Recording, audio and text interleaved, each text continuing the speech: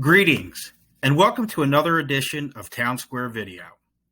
Today you will have the chance to meet Marie Tasy, Executive Director of New Jersey Right to Life.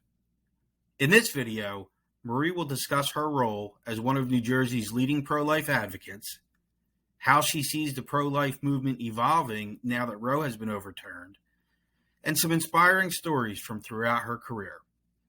We hope you will enjoy getting to know Marie better, and thank you for watching. As always, please stay tuned for additional Town Square videos from the New Jersey Catholic Conference. Well, good morning, Marie. It's a pleasure to have you with us today in what has been, as you mentioned, a very busy week for you. And it's our pleasure to be able to speak to you in light of such a historic ruling on the Dobbs case. So the timing is really good. So we really just wanted to start out by getting to know you a little bit better, and hoping that maybe you can just provide us with some background information on how you got involved in pro-life work, how long you've been doing it. In other words, maybe just tell us your story. Okay, well, good morning. Thank you for having me. It's a pleasure to be here. So I've been involved for about 30 years in the pro-life movement. When I first got involved, I was a young mother with 3 daughters. Their ages were 8, 6, and 2. Being a mom, and I was very involved in my children's school, and being much more aware of what was going on in the world, because obviously I was a mom and concerned about these things. I started really paying attention to the news and reading the paper, and there was a lot of concern at the time for many problems in the world, as there always are. But one of the things that really struck me was that every time I picked up the newspaper or turned on the TV, there was a woman speaking about abortion and presuming to speak for all women. And this did not sit well with me as a mom who gave birth to 3 children. Who knew, obviously understood when life began, and how quickly babies develop in the womb. I just couldn't remain quiet any longer. The one, time that really just spurred me to action was I was watching TV. I was nursing my youngest child, and I turned on the TV, and there was a protest going on in Buffalo, New York, and there were a lot of pro-life people there, and I had never participated in any kind of, protest or peaceful pro-life event before. But what I saw when I was watching this, this program was, people who were very peaceful, who were praying, holding signs, about, choosing life and trying to obviously educate the public and to try to help women not choose abortion. And there was a nurse, in the abortion clinic, that came out very angry, holding a piece of gauze in her hand, and opened the gauze, and there was a spot of blood on it. And she said, "Do you see this? This is an abortion. This is what these people are screaming and yelling about." And I just knew that was a lie. And I said, I got to get involved. I can't just sit back any longer. So I picked up the phone and I called New Jersey Right to Life. And they put me in touch with a local county leader, who was Ed Daly at the time, just a wonderful man who has since gone before us. And he told me, we have meetings, every month at such and such a place at such and such a time. We'd love for you to come. And I said, sure, I'll put it on my calendar. But being a very busy mom, having, children in school, being involved in my kids' school, there's always things going on. I didn't make the meeting. And so he called me the next day and he said, "Marie, where were you? We missed you." And I said, "Oh, I couldn't make it. I'm so sorry." He said, "Okay, well, the next meeting is such and such a time, it's such and such a place." I wrote it down again. Again, one of my children was sick. I didn't make the meeting. And this is where persistence pays off. Called me again and said, "Okay, we understand, but please try and come. We'd really love to have you." Okay, put it on my calendar and I went. And that was it. That was the point of no return. Okay. And I started coming to meetings and learning more about, the pro-life issue and what activities that the group was involved in. It was the Middlesex County Right to Life chapter.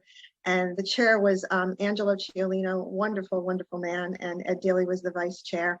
And there were many, people who were there, women and men, and they were just a great bunch of people. And I started going to the meetings, and little by little getting more involved. And eventually, the leader, Angela at the time, told me that he'd like me to take over for Middlesex County Right to Life. Oh. And I was very overwhelmed because I had 3 small children. I talked to my husband, and he was very supportive. He said, "You should do it." He said, "You'd be great."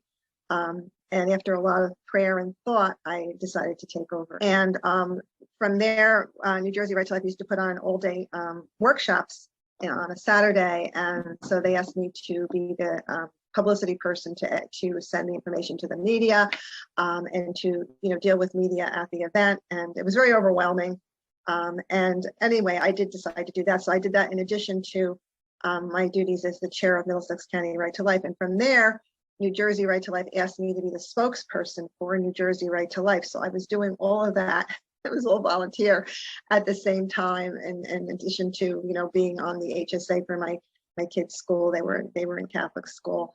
And, we did give presentations at the grammar school, and, little by little, I just got involved. And then at some point, New Jersey Right to Life needed somebody to go down to Trenton to keep an eye on what was happening with legislation. And they asked me if I'd like to do that. And I said yes. And then they hired me part-time. And I was down there for hours and hours and hours. But I did start working about, I guess, 1996, 1997 is when, they hired me as part-time. And I was the Public and Legislative Affairs Director and the spokesperson for New Jersey Right to Life. And that was quite an interesting time, very different from what it is down there now at the State House. And I learned a lot by going down and getting my feet wet. And I certainly wore out a number of shoes being down there. But at that time, the legislature was much more friendly to our issue. And we were able to get pro-life laws passed. We passed a ban on partial birth abortion. We passed a parental notification law. Unfortunately, the governor was Christy Todd Whitman, and she was pro-abortion. And, she obviously was fighting us every step of the way. But we were able to get those bills through. And on the partial birth abortion issue, not only did the legislature pass that, but she vetoed the bill, and they overrode her veto. Okay. And it was the first time that had happened with a Republican legislature overriding Republican governor's conditional veto. And it became law. And as soon as it became law, Planned Parenthood went into the court and got an injunction to prevent it from going into effect. And the governor, Christy Todd Whitman, being pro-abortion, refused to allow the attorney general, which is what was supposed to happen, to defend the law. So the legislature had to hire an outside attorney, and they hired Rich Collier from the Legal Center for Defense of Life, a wonderful stalwart hero, another man who has obviously gone before us. And, obviously, I'm sure he's up in heaven now. And he was a wonderful man. And so we had victories in the late 90s. And of course, Planned Parenthood challenged that law. It went to the Third Circuit Court of Appeals. And at the same time, the issue was going before the U.S. Supreme Court. And the U.S. Supreme Court initially struck down the partial birth abortion ban. And of course, it had a domino effect here. And it was struck down as well here.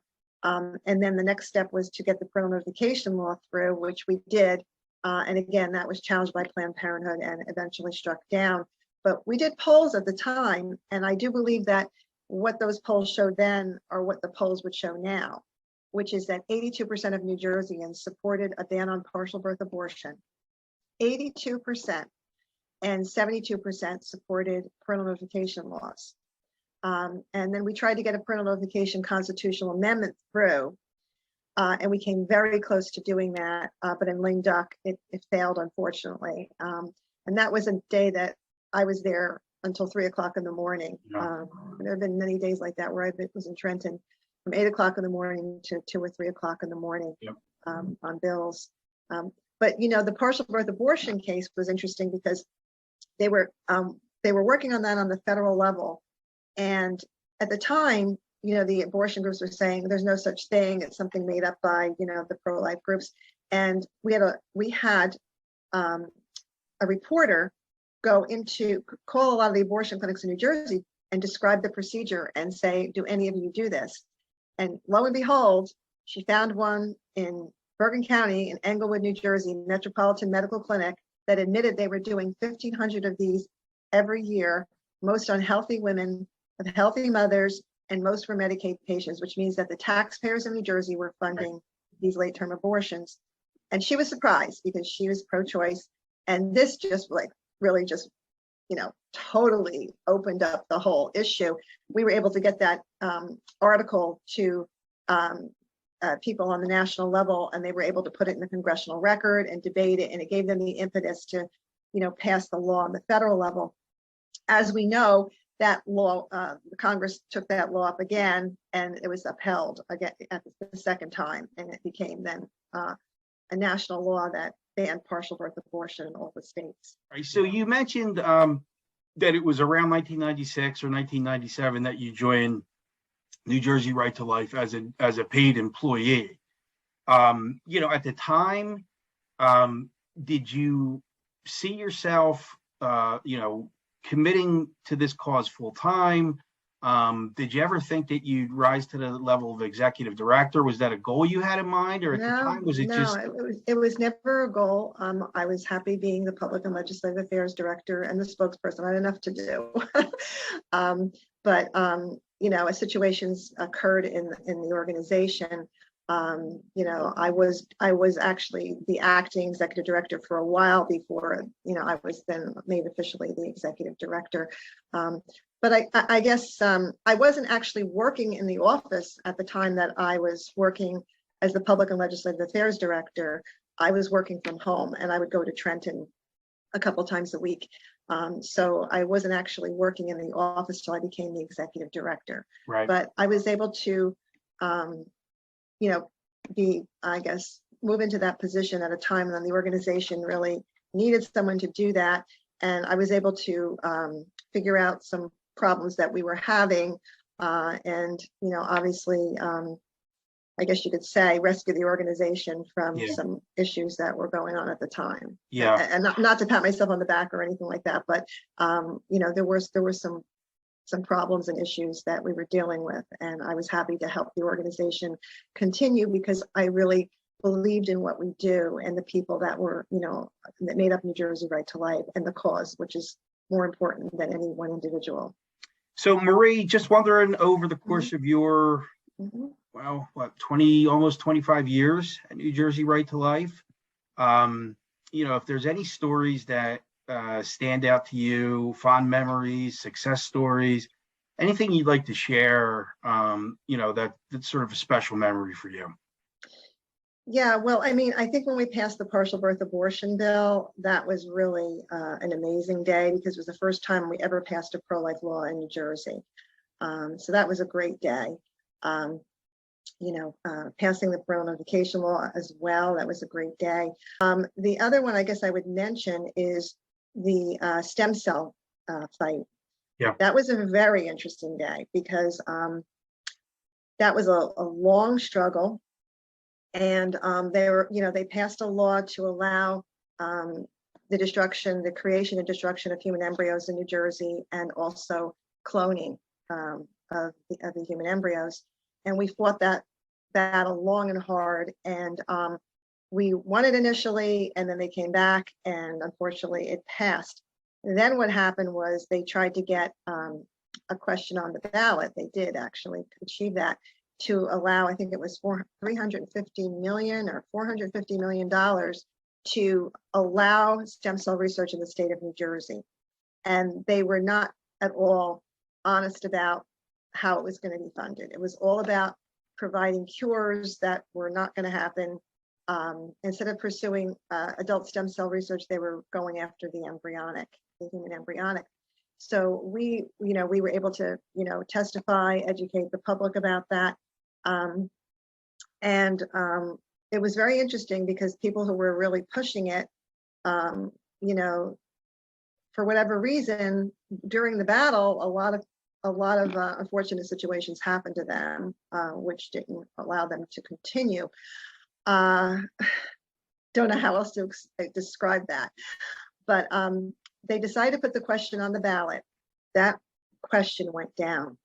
The voters voted it down. It was the first time in I don't know how many years that the voters of New Jersey voted no on a referendum. We also challenged the validity of the question on the ballot as well. And of course, that was struck down, but we were able to, educate the public about that as well. So there were a number of things we were, successful in doing. So I would say that was a really positive, memorable time. And they actually had to remove the sign where they were they broke ground, and they never built a stem cell institute because the voters voted it down. So June 24th, the Supreme Court rules in favor of Dobbs, and in doing so overturns Roe v. Wade, which has been an institution in the United States for almost 50 years. Given that, how has your view of the pro-life landscape in New Jersey and in the country changed, over the last few days? Probably feel more optimistic, but what was your reaction to that, and how do you see that impacting our country and our state? Well, I have to say that I didn't really ever think that I would see this in my lifetime. And I'm just so gratified that I have lived to see this. And just the day that, we knew that there was a draft opinion, but we weren't sure if it was going to be the same opinion, it was going to be altered anyway. But when I saw it on the computer come up Dobbs, and it said, there is no right to, abortion in the Constitution, I couldn't even believe my eyes. I was just so happy, just very excited, feeling, very vindicated for all the years, that I've worked towards this day. And I know so many other wonderful people have as well.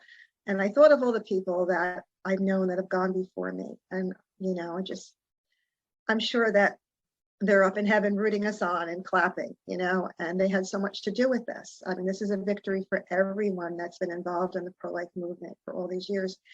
And the interesting thing is that this decision came down on my youngest daughter's birthday. Huh. And the partial birth abortion decision that upheld the law came down on my oldest daughter's birthday. Oh, how about that?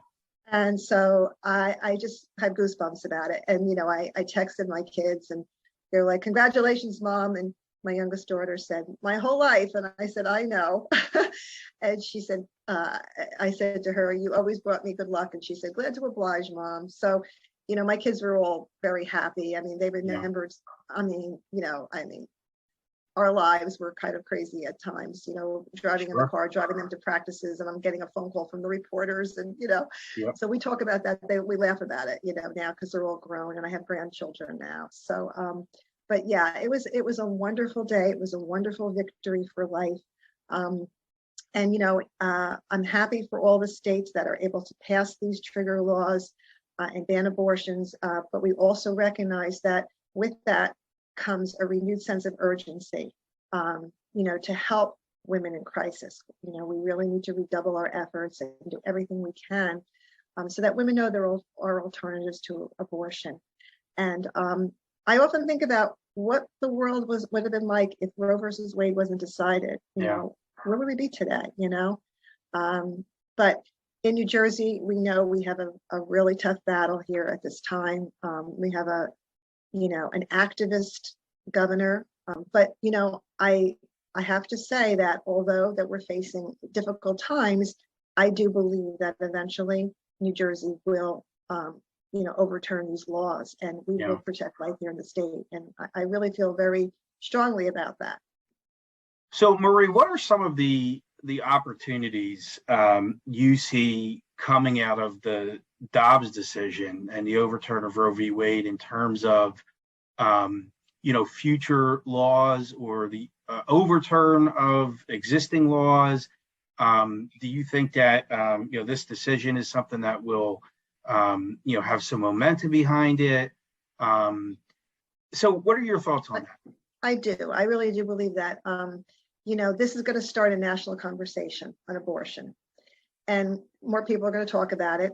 And it is my hope that they will recognize the science that we now are able to look at, which we didn't have 49 years ago, and not listen to the rhetoric of the other side, and the lies and misinformation that they're putting out there. And, I'm hoping that, yes, that wave that might start, in the South or the Midwest will eventually come here to the Northeast and to New Jersey. And I do believe that it eventually will. And again, I think it's an opportunity for us to educate, to do it with love and compassion, for the people who don't agree with us, to let them know that, we are reasonable people, that we love both the mother and the child. We always have, and we want to do everything that we can to help them. I think that's really important. So, I do believe that there will be, a wave here as well. It's just a matter of time. All right. So Marie, we have, as a church, we have similar agendas as it relates to the pro-life issue.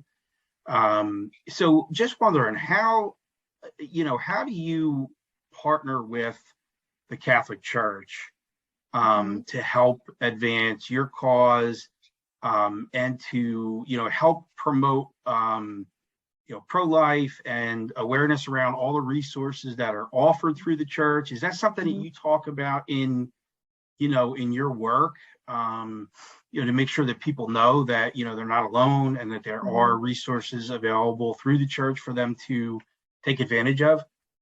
Yeah, well, one thing I should probably have started with is that I am a Catholic, and I'm very proud of my church for being so strong on this issue and outspoken for many years. And I was also a pro-life rep for my church for many, many years. And I worked very closely with the Diocese of Metuchen with Jennifer Ruggiero. I worked very close with the New Jersey Catholic Conference with Bill Bolin and Pat Brannigan and now Jim King. We're so happy to, partner with them. And, we do, speak very often and obviously share information. Jim has been very helpful many times, providing, heads up on legislation or when it was going to be voted on. And, we have done some seminars, of course, recently with Jim. That's right. In churches as well. But just really have a very good working relationship with the Catholic Conference. And, we know that going forward that we will continue to do that. And there's so many programs that, they work on that are just so helpful for women. And I know right now they're working on the Walking with Moms. And I know Jennifer does wonderful work, and Cheryl, at the Archdiocese, and Mary and Mazzarella, the Diocese of Patterson, and Rachel Hendricks, the Diocese of Trenton, and the Diocese of Camden. So we work very closely with all the directors of the pro-life, ministries as well. All right, Marie. So as I mentioned earlier, you generate your revenue through donations. Do you do any fundraising events throughout the year that people can be a part of? Anything that you want to call special attention to that could kind of motivate or inspire people to donate to your organization? Well, we have an annual banquet every spring, and it's a wonderful event. We have great speakers. We have usually around 500 people who attend. And it's an event that we hold every year to inspire and motivate the pro-life community. It's a wonderful evening to be together with like-minded people in a very hostile state to inspire and motivate again these people, to let them know that they're not alone and that we're still fighting and we're going to continue to fight. And it's a great event. I mean, we do try to raise as much funds as we can to hold the event. Sometimes our costs, do, exceed the amount of money that we do take in, but we do appreciate donations for that event. And we do put out a wonderful banquet journal where we ask people to take ads out. And then, of course, during the event, we do an ask for donations because we try to keep the costs down so people can afford to come. And whatever they can afford is wonderful. I mean, we just appreciate whatever they can do.